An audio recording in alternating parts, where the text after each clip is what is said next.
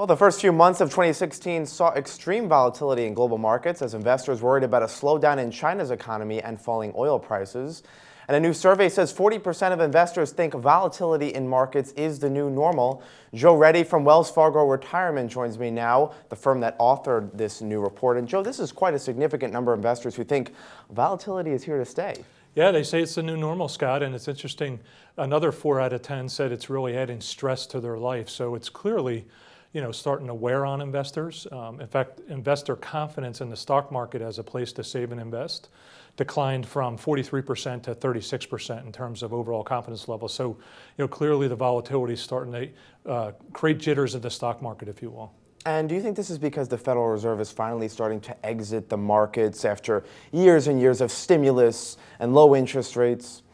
I think it's really, clients look at their portfolios and they look at the markets and they just see up 300 points one day, down 400 points the next, and just this extreme volatility. I think it just brings back nervousness and a concern with the economy, and are we going to go back to a recessionary period? So I think there's just that general nervousness. So what's the solution? I mean, is there a different strategy that people should take during turbulent times? I always say control what you can control, right? So we have global markets, domestic markets, interest rates, other global events that really wear on people. I say control what you can control. In fact, when we asked investors, what's more important for you, saving during retirement or allocating your investments, 44% of investors say saving. However, it's pretty split. 43% say it's asset allocation. And my message is both are equally important. Let's focus on the things we can control, right? Have a plan, increase your savings where you can, and invest for the long term. Now, the swings in the markets are also taking a toll on people's 401k balances, perhaps causing them to delay retirement. Is that what you're finding? Well, what we found is interesting. 81% of investors, as a result of the market volatility, stayed the course, and they made no changes. So, I think people are looking at their 401ks, and although they'll see volatility into it, they realize it's for the long term, and we're seeing actual people save more. So, for example, one of the items in the survey we asked, what are you doing with the savings of low gas and oil prices? And 37% said we're paying down bills.